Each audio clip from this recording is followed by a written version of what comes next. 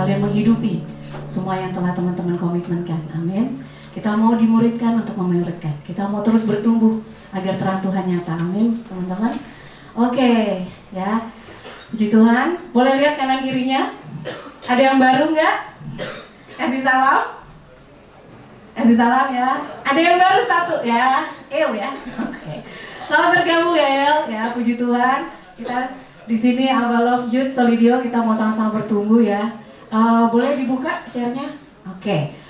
Hari ini, minggu ini kita belajar tentang hikmat yang mendatangkan keberhasilan. Ya, masih dalam seri yang sama. Seri apa teman-teman? Berlari pada tujuan. Oke, siapa yang masih ingat sharingnya KAG minggu lalu? Yang datang Komsel, Oke. Tentang apa, Jess? Apa? Hikmat. Krista, tentang apa, Kris? Oh, nggak datang, baiklah. Oke. Harus datang minggu depan. Oke, Jumat depan. Bilang sana, aku minggu depan janji datang Komsel nih. Iya, oke. Oke, ya. Oke, next. Minggu lalu dari KAG kita belajar tentang, boleh di next, Jos? Oke, cara mendapatkan hikmat. Ya, ada 4 ya teman-teman ya. 1, takut akan Tuhan, yaitu hidup sesuai firman Tuhan. Kita punya hubungan erat sama Tuhan dan kita perlu meminta hikmat. Amin. Nah, hari ini KAG melanjutkan fokusnya dua aja ya. Yang takut akan Tuhan lalu hidup sesuai firman. Mungkin nanti selanjutnya yang khotbah Kak Arul bisa melanjutkan nomor 3 dan 4. Ya, ini berseri ya, ada juga seri. Kita mau belajar sama-sama tentang takut akan Tuhan dan hidup sesuai firman. Oke, next. Ya, oke. Nah, kenapa gereja, ya sahabat-sahabat, gereja bulan ini mengajarkan kita tentang penuh roh, penuh hikmat, penuh iman. Ya, kenapa? Kenapa kita perlu hikmat Tuhan? Ya, Kak Ayu mau kita sama-sama belajar nih. Kenapa sih kita perlu hikmat Tuhan? Ya, kira-kira El, kita perlu nggak sih El hikmat Tuhan El? Perlu. Kenapa El? Menurut El, nggak ada yang salah yang benar. Ini pendapat aja ya. Supaya bisa berespon sesuai firman. Bisa berespon? Sesuai firman. Oke, sekarang yang cewek. Wah, yang cewek di belakang semua. Aman. Grace. Kenapa Grace? Kita perlu hikmat Grace? Supaya kita menentukan sesuatu sesuai kehendaknya Tuhan. Betul. Oke. Kayaknya Kak Ayu udah gak perlu sharing ya, udah bagus-bagus semua. Oke, tapi kita mau belajar nih. Oh, mau gak Nil? Ada masalah ya Nil? Kita mau belajar dari kisahnya Abraham dan Lot. Teman-teman ada yang pernah dengar kisah Abraham dan Lot? Ada? Ada yang belum pernah dengar? Mungkin ya, belum pernah dengar. Mungkin sekolah minggunya kelewatan ya. Atau mungkin waktu sekolah minggu masih muslim, ada anak rohani kayu gitu ya. Atau enggak waktu sekolah minggu nggak masuk, madol. Ya, ada yang nggak pernah dengar nggak? Biar kayu tahu nih sejauh mana aku perlu cerita. Udah pernah dengar semua ya? Oke, berarti aku tinggal review ya. Krisnya udah pernah dengar ya? Ya Kris ya? Oke Kris? Iya? Pernah ya? Oke. Tentang Abraham dan Lot. Oke, kita mau Kak Ayu buka, kalian semua buka Kejadian 13 ayat 5 sampai 15. Ya, Kak Ayu sengaja nggak tampilkan di sini karena Kak Ayu mau teman-teman buka Alkitabnya. Kejadian 13 ayat 5 sampai 15. Oke. Teman-teman baca bergantian. Yang ganjil pria, 1, 2, 3. Oh belum. Kak Marlis nanti. Yang ini pada belum isi bahasa Inggris ya. Oke. Kejadian 13 ayat 5 sampai 15. Yang pria ganjil, yang wanita genap. Pria udah buka? Amin. Oke, pria dulu. Kejadian 13 ayat 5. Ya, dilanjutkan. Tapi boleh sambil buka Jos.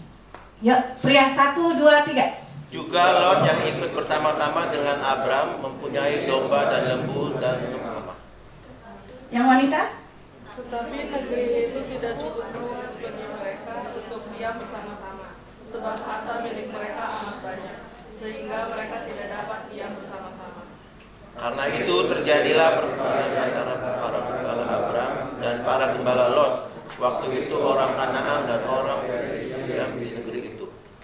Wanita, maka Berkatalah Abram kepada Lot, jangan kiranya ada perkalian antara aku dan engkau, dan antara para gembalaku dari para gembalamu, sebab kita ini kerabat. Pria, Bukanlah seluruh negeri ini terbuka untuk engkau, baiklah pisahkan dirimu daripadaku. Jika engkau ke kiri, maka aku akan ke kanan.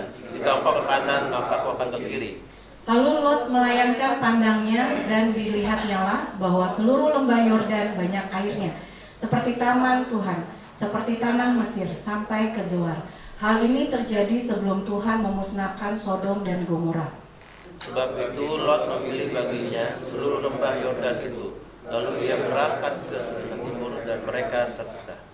Abram menetap di tanah Kanaan, tetapi Lot menetap di kota-kota lembah Yordan dan berkemah di dekat Sodom. Adapun orang Sodom sangat jahat dan berdosa terhadap Tuhan.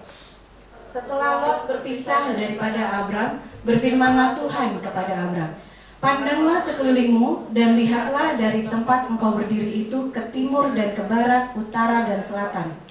Sebab seluruh negeri yang kulihat itu akan kuberikan kepadamu dan kepada keturunanmu untuk selama-lamanya. Amin. Oke ya. Teman-teman udah baca kisahnya tentang Abraham dan Lot. Dari kisah ini, teman-teman tahu endingnya? Tahu ya endingnya ya? Endingnya akhirnya Lot pergi kemana teman-teman? Ya, akhirnya Sodom dan Gomora dihanguskan. Jadi tanah yang lembah Yordan yang indah, yang banyak airnya, yang sangat makmur itu ujung-ujungnya apa? Dimusnahkan sama Tuhan. Ya. Tapi yang dipilih oleh Abraham apa? Abraham menetap di Kanaan. Kalau teman-teman baca ayat ini dari awal, Kejadian 9, ya, dari awal baca, teman-teman akan tahu bahwa dari awal Tuhan sudah meminta Abraham memang untuk menetap di Kanaan. Ya, Abraham stick dengan janjinya Tuhan. Ya, tapi ujung-ujungnya apa yang dipilih Lot ya, padahal yang dipilih Lot bagus nggak? Bagus ya. Kalau misalnya teman-teman baca tadi di ayat 12-nya dia bilang, di ayat 11, sebab itu Lot memilih baginya seluruh lembah Yordan. Lalu ia berangkat ke sebelah timur dan mereka berpisah. Artinya apa? Lot memilih seluruh area yang terbaik. Nggak disisain buat Abraham. Seluruh area Yordan diambil buat dia. Dia mau menguasai itu. Ya. Abraham sengaja membiarkan Lot memilih dulu. Ya, karena apa teman-teman? Abraham itu secure.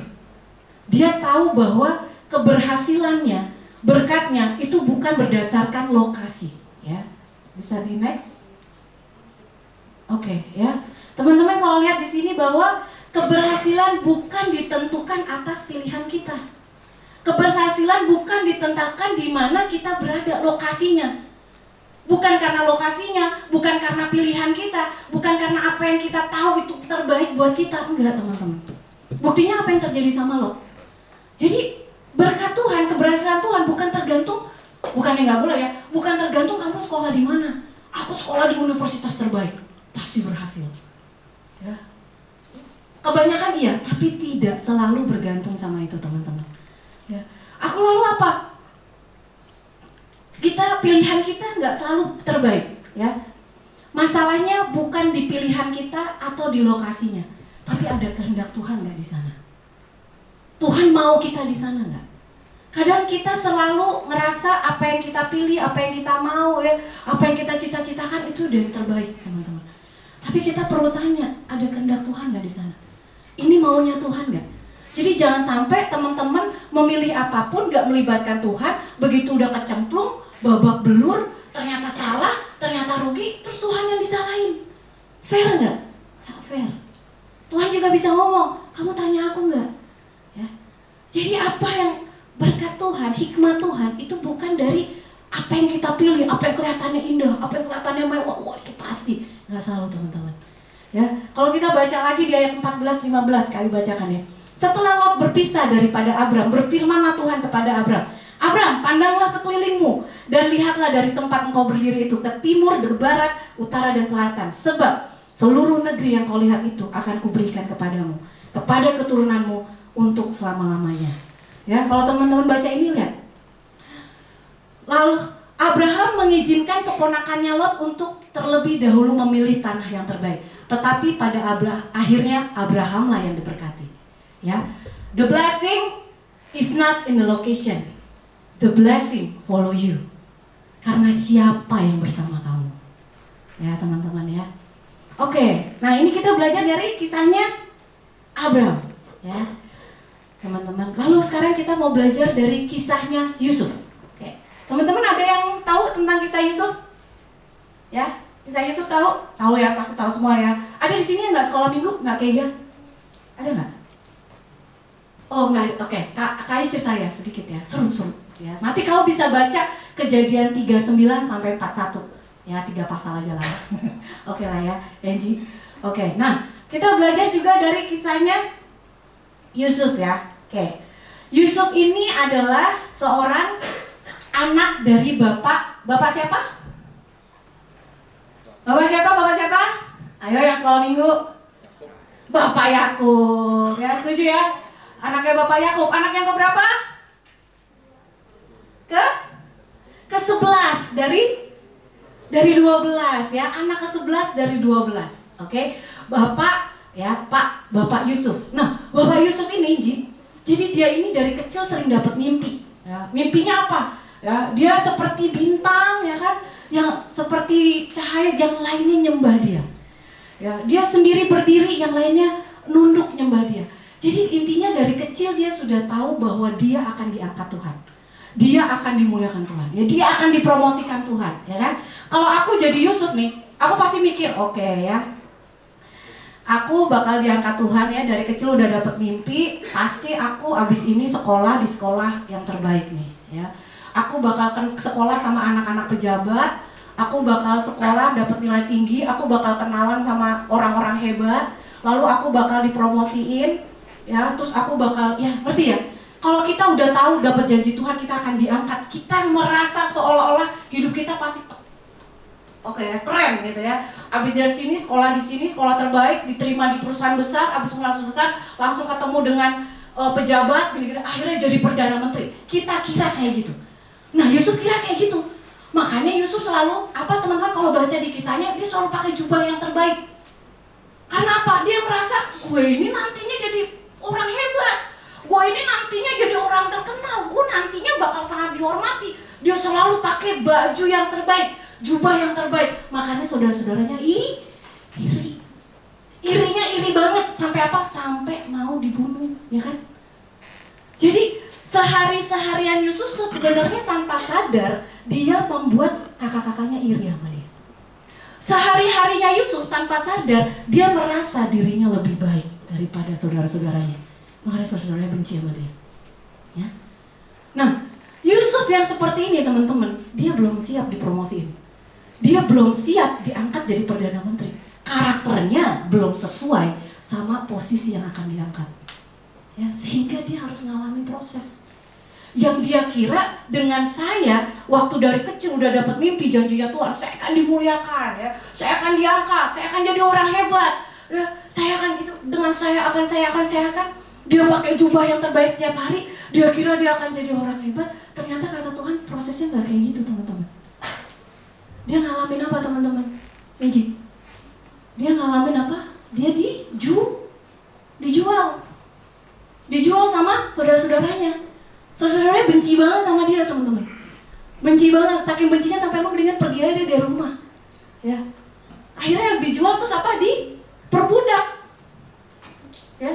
Setelah diperbudak, ya, dia bisa kerja lagi tuh. Kerjanya bagus lagi ya kan. Dia akhirnya dipercaya di kepala rumah Potifar. Ya, Potifar termasuk lumayan orang yang hebat ya. Orang pejabat juga lah di Mesir waktu itu. Jadi dia mikir, "Wow, ini jalannya oke nih." Ya, kalau aku udah jadi orang kepercayaannya Potifar, bentar lagi lah aku dikenalin lah sama kaisar. Aku dikenalin lah sama Rama Raja Mesirnya, aku udah deket lah bakal diangkat. Ternyata apa El? Penjara. Ya, kalau misalnya Yusuf dia nggak mengingat janji Tuhan, ya, dia nggak ingat janji Tuhan, dia pasti nyerah. Teman-teman pernah nggak ngerasa gitu? Ngerasa Tuhan bilangnya, Tuhan aku anak Bapak yang dikasihi. Tuhan bilang mau mengangkat aku. Tuhan bilang mau membela aku. Tuhan bilang mau mempromosikan aku. Tuhan di pihakku, siapakah lawanku? Ya, Tuhan mau mengasihi aku, Tuhan memberkati aku. Tapi kok kayak gini Tuhan? Kok malah di penjara? Kok kok malah dijadiin budak. Ya, kita kadang ngerasa seperti itu teman-teman. Karena teman-teman, kita butuh prosesnya Tuhan. Pada waktu kita dipromosi, pada waktu kita diangkat Tuhan, pada waktu kita benar-benar diangkat, dipromosikan Tuhan, karakter teman-teman harus mendukung jabatan teman-teman. Ya. Tuhan bisa angkat kamu bisa jadi berhasil dengan kehebatan kamu, kepintaran kamu, pengalaman kamu, ya, kecanggihan kamu, kejagoan kamu bisa. Tapi yang membuat kamu tetap bertahan di posisi itu karakter. Ya, itulah kenapa Tuhan gak buru-buru ngangkat kita langsung. Tuhan proses kamu di sini. Kamu bisa setia nggak di sini? Tuhan taruh kamu di tempat nggak ideal. Kamu bisa setia nggak di sini? Tuhan taruh di tempat yang panas, kamu direndahin seolah-olah kayak budak. Bayangin Yusuf tuh dijanjikan jadi orang hebat, tapi dia jadi budak. Kamu bisa tetap setia nggak dengan prosesnya Tuhan? Kamu tetap bisa melihat nggak ada hikmat Tuhan di sana? Kamu bisa melihat itu tetap jalan Tuhan nggak? Kamu bisa tetap melihat kamu mau terus berjalan diarahin Tuhan nggak? Walaupun nggak kelihatan, nggak ada tanda-tanda ini diangkat, nggak ada. Sangat direndahkan teman-teman, dijadikan budak. Ya, di sini kita mau belajar tentang Yusuf. Sebentar ya teman-teman, kelok. Oke, ya next ya. Bentar, belum. Oke, jadi kita tentang Yusuf kita mau baca ya. Teman-teman baca yuk sama-sama. Dari Kejadian 41 ayat 38 sampai 40 ya. 1, 2, 3. Lalu berkatalah Firaun kepada para pegawainya, mungkinkah kita mendapat orang seperti ini, seorang yang penuh dengan roh Allah? Kata Firaun kepada Yusuf, oleh karena Allah telah memberitahukan semuanya ini kepadamu, tidaklah ada orang yang demikian berakal budi dan bijaksana seperti engkau. Engkaulah menjadi kuasa atas istanaku, dan kepada perintahmu seluruh rakyatku akan taat. Hanya tahta inilah kelebihanku daripadamu. Teman-teman, dari orang yang ada di penjara, tapi Tuhan bilang apa? Kamu tepat di posisi itu. Ya. When the Lord is with you, you are in the right place where you need to be. Waktu kamu dapat janji Tuhan, kamu akan diangkat sama Tuhan. Tapi kenapa aku ada dalam penjara Tuhan? Kenapa aku ada dalam perbudakan Tuhan? Tuhan bilang apa?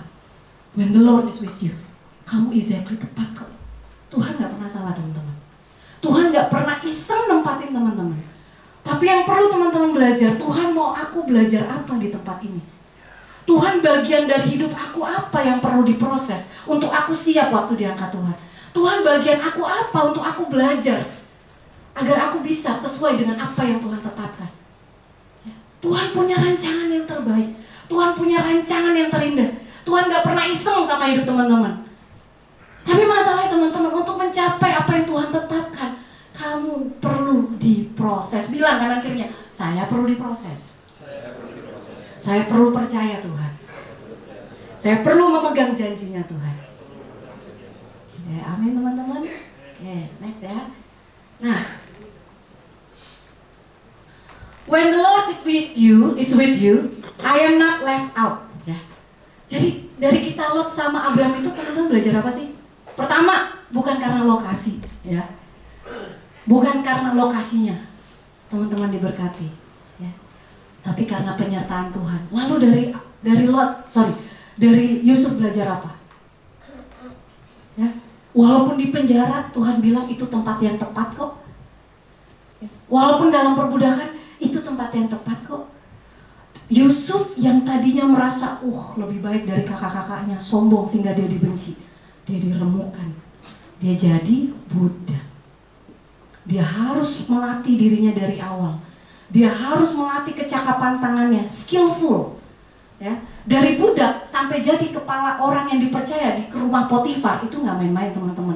Dia belajar memanage rumah, dia belajar mengatur kebersihan, dia belajar bisa dipercaya, dia belajar bisa diandalkan, dia belajar bisa jadi orang yang bisa dipegang, dia belajar jadi orang yang bisa dipercayakan. Itu proses. Dan Yusuf terus jalanin prosesnya, karena dia mau dibentuk, dia tahu janjinya Tuhan. Dan dia tahu ini proses aku jalanin. Walaupun di penjara juga. Walaupun udah beri yang terbaik, udah jadi kepala di rumahnya Potifar, penjara lagi. Ya, artinya itu tepat. Nah, artinya apa?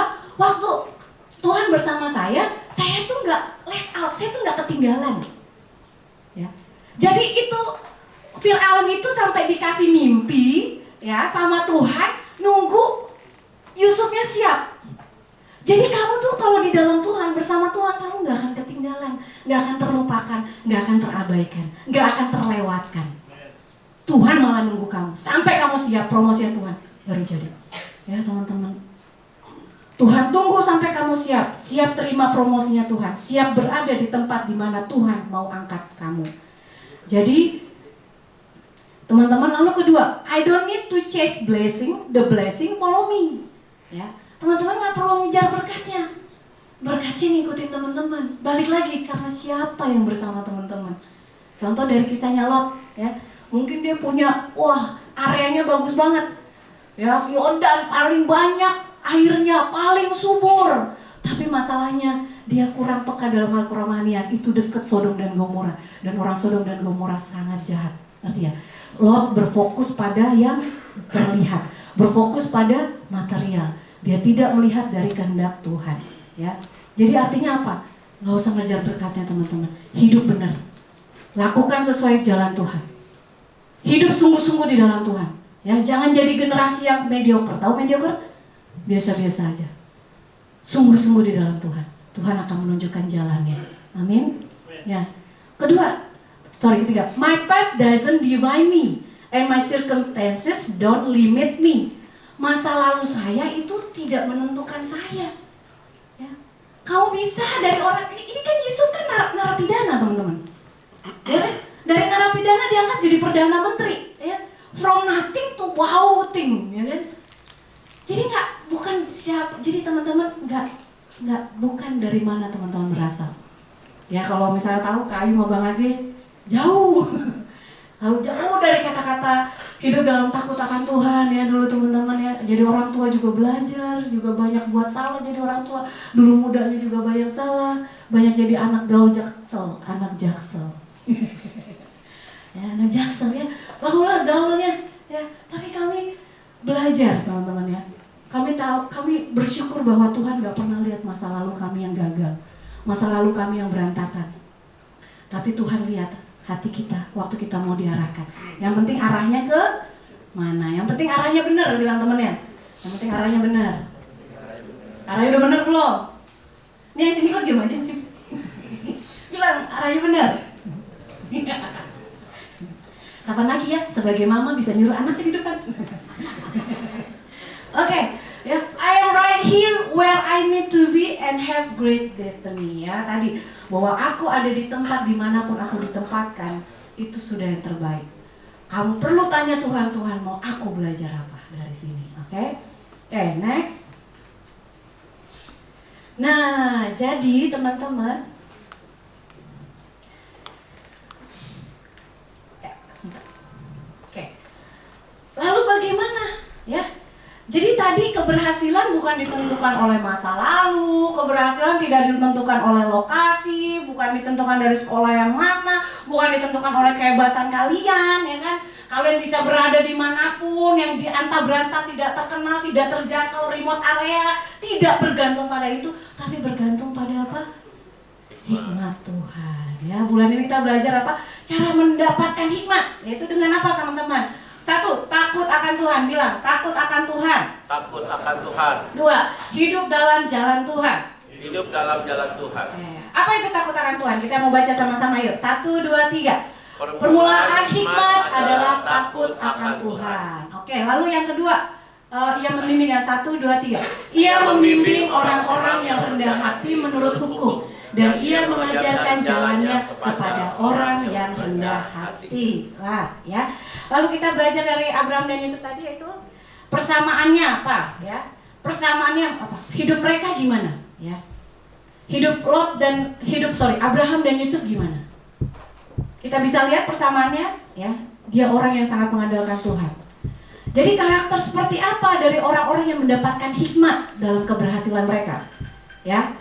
Apa yang sama? Mereka hidup dalam takut akan Tuhan, ya, dan mereka hidup di dalam jalannya Tuhan.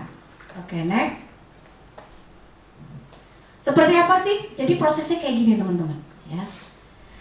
Pertama adalah permulaan hikmat adalah takut akan Tuhan. Jadi yang paling pertama, garda depan, pagernya untuk hikmat Tuhan datang adalah takut sama Tuhan dulu. Punya hati yang takut sama Tuhan. Tuhan bisa dibohongi nggak? Enggak. Tuhan tahu orang-orang yang punya hati yang takut akan Tuhan. Kalau teman-teman baca di Mazmur ya dan di Zakaria ya, puji Tuhan ada Bapak Ibu di sini, ada para orang tua, takut akan Tuhan itu perlu diajarkan ke anak-anak. Kita perlu ajarin anak-anak kita punya takut akan Tuhan. Karena itu garda depan, teman-teman. Itu garda depan, gerbang pertama hikmat bisa masuk. Punya dulu hati yang takut akan Tuhan. Ya, baru setelah punya hati yang takut akan Tuhan, baru Tuhan ngecek nih. Oh, ada hati yang takut akan Tuhan di Elia, ini jalannya. Oh, ada hati yang takut akan Tuhan di Nizra, jalannya. Ngerti ya? Jadi itu gerbang awalnya. Dia bisa kenalin orang-orang yang takut akan Tuhan. Dan dia bilang apa? Ia membimbing orang-orang yang takut akan Tuhan. Ya. Jadi setelah punya takut akan Tuhan, gerbangnya kebuka, Tuhan kasih tahu ini jalannya. Setelah Tuhan kasih tahu jalannya, hikmatnya Tuhan berikan. Gitu teman-teman ya. Jadi ini proses ya. Ini sekali lagi yang buat slide-nya Kak Ariel. Terima kasih Kak Ariel untuk desainnya yang selalu memberkati tiap minggu. Ya. Jadi takut akan Tuhan dulu, lalu Tuhan menunjukkan jalannya, arahannya, lalu kita terima hikmatnya. Oke, yuk sama-sama kita ulangin ya.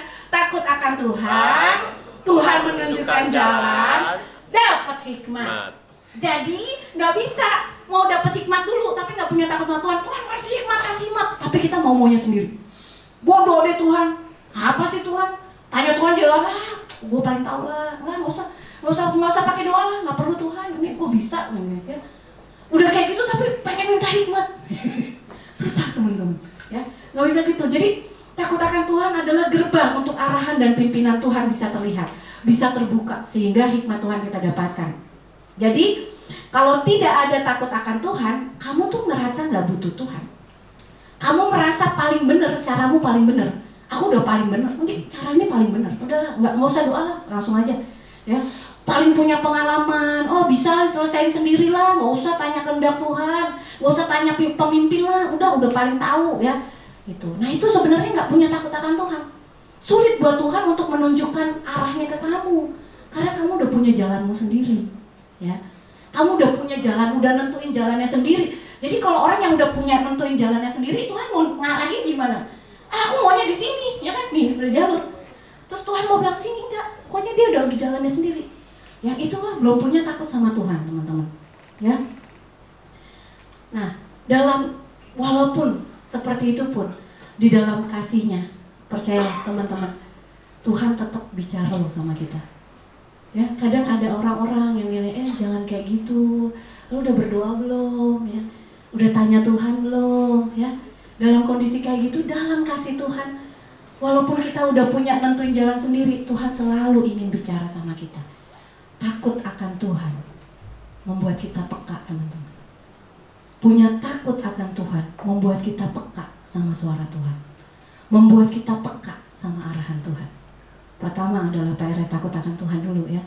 Nah, jadi takut akan Tuhan adalah gerbang hikmat Tuhan bisa masuk. Karena itu penting untuk belajar takut akan Tuhan. Tapi takut akan Tuhan itu seperti apa sih? Weh, kalau kata Rafael gacor. Keren ya? Ya, gacor gitu kan? Ya, takut akan Tuhan kayak gini nggak? Dia tangannya Tuhan Yesus dia bolok, gitu ya teman. Ya tangan Tuhan nggak kayak gitu. Ya, nih ada Tuhan, kayak gitu nggak teman-teman? Enggak, takut akan Tuhan nggak kayak gitu. Kita mau belajar takut akan Tuhan. Joshua boleh diputar videonya?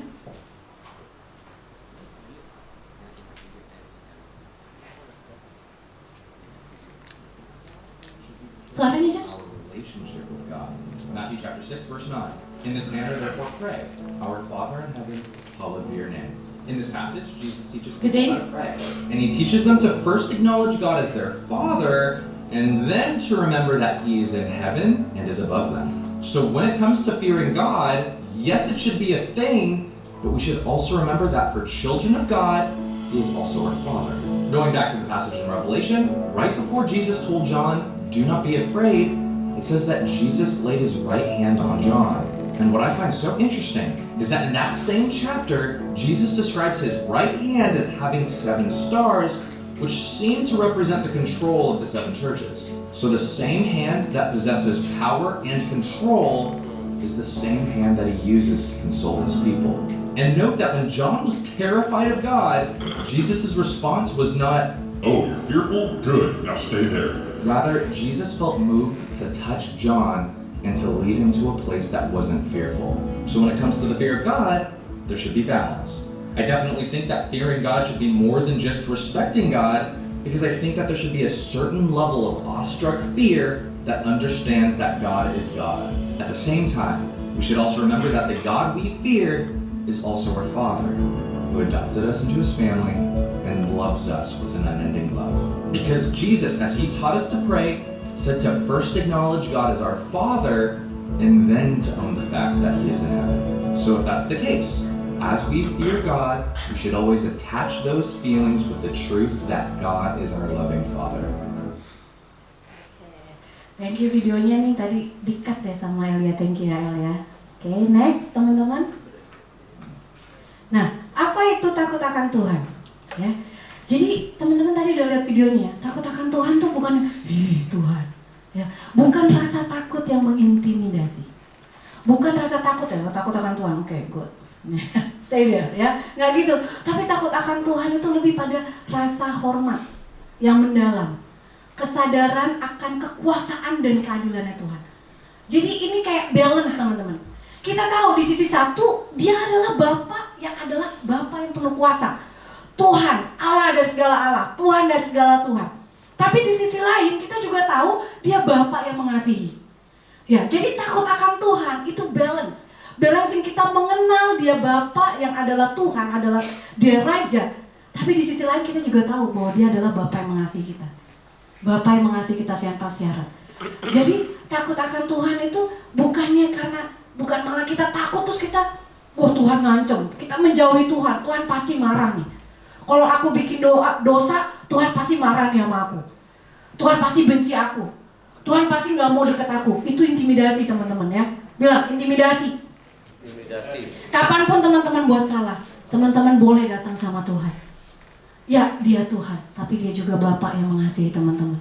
Dia menerima segala kekurangan, kesalahan, kegagalan teman-teman, kebodohan teman-teman, pemberontakan teman-teman. Waktu teman-teman sengaja melawan Tuhan pun, dia tetap mengasihi kita. Jadi teman-teman bisa datang kapanpun. Amin. Sama Tuhan, ya. Jadi He's a loving God. Jadi bukan hanya kita respect jauh lebih dalam. Hanya sekedar respect sama Tuhan jauh lebih dalam. Karena kita mengenal kasih-Nya. Teman-teman gak akan dengan sengaja menyakiti Tuhan. Kalau teman-teman tahu orang tua kalian mengasihi kalian, mama kalian sangat sayang sama kalian, kalian gak akan sengaja bikin sesuatu untuk nyakitin dia. Gak akan. Karena kita kenal kasih-Nya. Ya. Itulah takut akan Tuhan. Kalian mengenal kasih-Nya. Kalian mengenal dia Bapa. Kalian mengenal dia Allah. Dia sanggup, dia bisa. Tapi di sisi lain, dia juga yang menerima kita tanpa syarat. Ya teman-teman, yuk kita mau baca sekali lagi. Permulaan hikmat, ya 1, 2, 3. Permulaan hikmat adalah takut akan Tuhan. Lanjut, orang yang takut akan Tuhan, kepadanya Tuhan menunjukkan jalan. Ya, jadi nggak ada jalan lain teman-teman. Teman-teman perlu takut akan Tuhan. Belajar untuk memiliki hati yang takut akan Tuhan. Belajar untuk punya hati, aku butuh Tuhan. Aku nggak bisa sendiri Tuhan. Aku perlu Engkau Tuhan. Takut akan Tuhan itu butuh kerendahan hati sih teman-teman. Takut akan Tuhan butuh kerendahan hati. Teman-teman perlu akui bahwa teman-teman butuh Tuhan. Di luar Tuhan gak bisa apa-apa. Nah, kita mau belajar lebih lagi. Karena dari situlah kerendahan hati itu, takut akan Tuhan itu, Tuhan menunjukkan jalannya. Dan kita mendapatkan hikmat Tuhan. Lalu next. Nah, yang kedua, hidup dalam jalan Tuhan. Nah, kan lewat kerendahan hati, ya. Orang yang takut akan Tuhan adalah orang yang rendah hati. Orang yang mengakui bahwa dia butuh Tuhan, itu adalah orang yang rendah hati. Rendah hati adalah gerbang untuk kita mudah diarahkan Tuhan. Rendah hati adalah gerbang untuk kita mudah melihat pimpinan Tuhan. Rendahan hati adalah gerbang untuk kita mudah mengenal dan peka sama kehendak Tuhan dalam hidup kita. Ya teman-teman, jadi kita perlu itu. Ya, orang yang takut akan Tuhan, kepadanya Tuhan menunjukkan jalan. Ia membimbing orang-orang yang rendah hati menurut hukum, dan ia mengajarkan jalannya kepada orang-orang yang rendah hati. Ya, jadi Tuhan itu membimbing dan menunjukkan jalannya untuk orang yang rendah hati. Ya, jadi waktu dia ketemu jalan buntu, nih kalau orang rendah hati ciri-cirinya teman-teman, dia ketemu jalan buntu, dia nggak tahu apa yang harus dia lakukan. Dia datang sama Tuhan, dia merendahkan diri sama Tuhan, dia nanya, Tuhan, aku nggak sanggup. Orang yang rendah hati adalah orang yang jujur. Jujur mengakui, aku masih berjuang, aku masih proses, aku masih salah Tuhan, aku masih bergumul. Jujur sama Tuhan dan jujur sama diri sendiri. Itulah orang rendah hati teman-teman. Tuhan, aku masih gagal di sini, aku nggak ngerti Tuhan, aku nggak tahu, tapi aku mau datang sama Engkau. Aku mau cari Engkau, aku mau cari pimpinanmu. Karena di luar Tuhan aku nggak bisa apa-apa. Ya, sehingga Tuhan, pada waktu kita datang sama Tuhan dengan segala kerendahan hati, percayalah teman-teman, Tuhan memberikan kejernihan, clarity, kejernihan untuk langkah berikutnya. Jujur Kayu sering banget ngalamin kayak gini. Aku nggak tahu, banyak masalah, banyak tekanan. Tuhan, aku merasa udah beri yang terbaik. Aku merasa aku udah lakukan ini. Kenapa kok mentok ya Tuhan? Kok sulit sekali masuk ke orang yang ini? Gimana Tuhan? Aku datang, habisin waktu, ketemu Tuhan sendiri sambil pegang gitar, nangis aja nyembah. Nyembah Tuhan. Tuhan akan berikan jalan. Ada hikmat. Dulu waktu Kayu sama Bang Age belum kayak gini ya teman-teman ya. Kita belum kompak kayak gini aja ya. Dulu kita masih sendiri-sendiri, jalan sendiri-sendiri ya kan. Berkali-kali dalam hubungan kami, jujur kami sering ngerasa gagal, aku sering ngerasa ingin menyerah. Berapa kali aku pernah ngomong sama Bang Age, aduh aku menyerah dengan pernikahan ini, aku mau mundur aja, aku lelah ngadepin kamu, aku lelah nerima kamu. Aku pernah ngadepin itu teman-teman. Lalu aku datang sama Tuhan, aku bilang, Tuhan, ini bukan destinasi pernikahan yang kau inginkan dalam hidupku, bukan pernikahan seperti ini yang kau inginkan. Salahnya di mana Tuhan? Kalau itu salah, itu adalah bagian aku salah. Aku gak mau cari siapa yang salah, tapi aku mau dipakai Tuhan untuk ini gimana cara yang lebih baik. Ya, jangan jadi orang yang dikit-dikit nyalain orang lain teman-teman. Ya, waktu kamu nyalain orang lain, blaming others, blaming keadaan, dan kamu sedang gak ngambil tanggung jawab. Kamu sedang tidak mengambil tanggung jawab, part kamu dalam masalah ini tuh ada, dan kamu gak akan bertumbuh dewasa di situ. Ya, jadi caranya datang sama Tuhan. Dan Tuhan akan memberikan kejernihan. Amin. Nah, karena dengan hikmat Tuhan, kita akan lebih sedikit membuat kesalahan. Amin. Dengan hikmat Tuhan, kita terhindar membuat kesalahan-kesalahan yang seharusnya gak perlu dibuat. Ya teman-teman ya, kita juga semakin dekat sama kehendak Tuhan dalam hidup kita. Ya, karena apa? Nah itu butuh rendah hati. Nah lawannya rendah hati apa teman-teman? Sombong ya. Rendah hati adalah kesombongan, apalagi pride. Pride itu apa? Ego, gengsi. Sorry ya, gitu. Ego, keangkuhan. Ya, Tuhan menentang. Firman Tuhan berkata di Yakobus 4 ayat 6, Allah menentang orang yang congkak, tetapi mengasihani orang yang rendah hati. Ya, artinya Tuhan menentang orang-orang tuh yang nggak mau diarahin, orang-orang yang sombong. Orang-orang yang tinggi hati, orang-orang yang pride, orang-orang yang egois ya, orang-orang yang merasa dirinya lebih baik dari siapapun, orang yang merasa dirinya paling penting, it's all about me. Pokoknya tentang saya. Tuhan bilang Tuhan menentang. Artinya apa? Butuh kerendahan hati teman-teman. Saat kita jadi sombong, sebenarnya kita lagi ada di sisi berlawanan sama Tuhan. Ya, misalnya ini aku di sini. Tuhan ya, waktu kita sombong, Tuhan kita lagi nggak di pihak Tuhan. Coba Grace, bentar Grace. Contoh ya, ceritanya Grace Tuhan. Ngeri. Serem juga ya. Di sini aja, jangan sananya. Oke, misalnya nih, aku biasanya bersama Tuhan. Aku mau diarahin Tuhan, aku belajar rendah hati, aku hidup dalam jalan-jalan Tuhan. Tapi waktu aku sedang sombong, sedang mempertahankan, aku sedang against, aku menentang. Percayalah teman-teman tidak akan mau berada di posisi menentang Allah, bukan? Mau berada di dalam posisi menentang Tuhan? Percayalah nggak ada berkat di sana. Coba aja, nggak apa-apa. Kalau penasaran coba aja, ya. Kan kalian kepo-kepo kan? Kalau malah jadi waktu kamu sombong, sebenarnya kamu sedang berada di posisi berlawanan sama Tuhan. Ada blessingnya teman-teman. Thank you Chris. Ya, oke.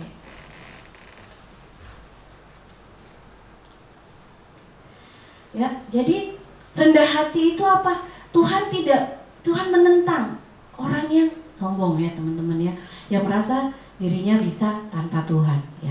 Rendah hati juga apa? Rendah hati itu juga adalah mengutamakan orang lain daripada saya. Tidak merasa diri saya lebih baik dari siapapun dan mengerti bahwa saya butuh Tuhan. Oke, next ya. Oke, jadi kita belajar apa hari ini teman-teman? Ya, kita belajar hikmat yang mendatangkan keberhasilan.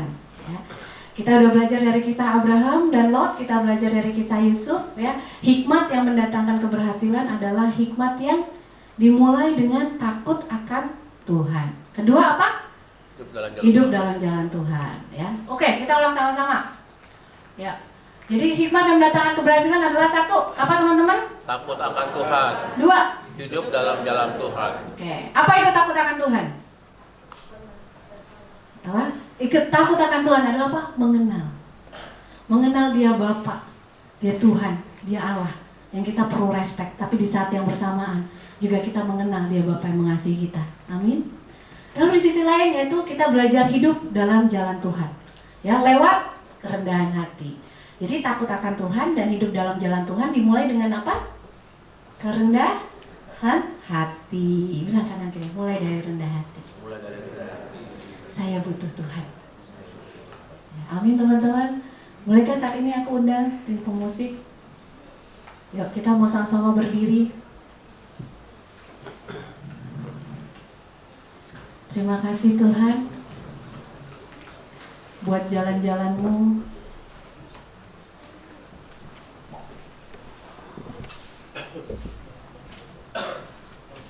Kami mau belajar Tuhan.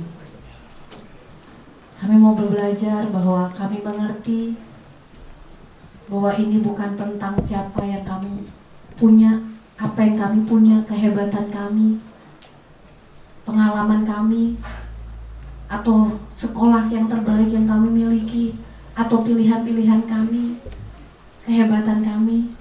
Tapi kami tahu Tuhan, siapa yang bersama kami. Keberhasilan kami bukan ditentukan dari hebatnya kami, tapi siapa yang menyertai kami. Seperti firman-Mu katakan Tuhan Yesus,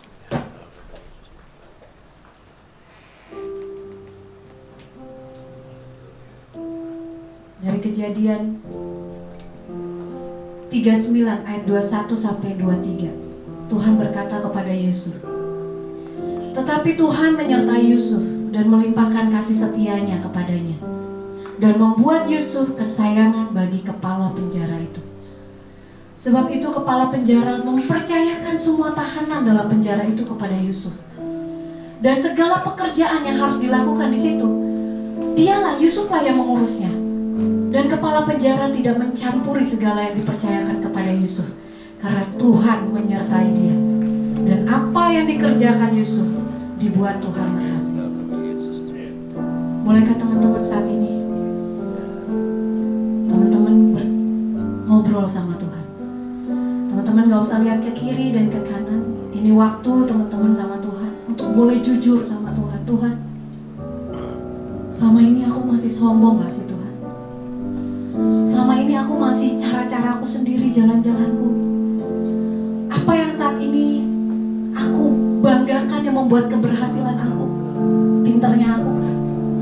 Karena aku lulusan sekolah terbaik? Atau rajinnya aku?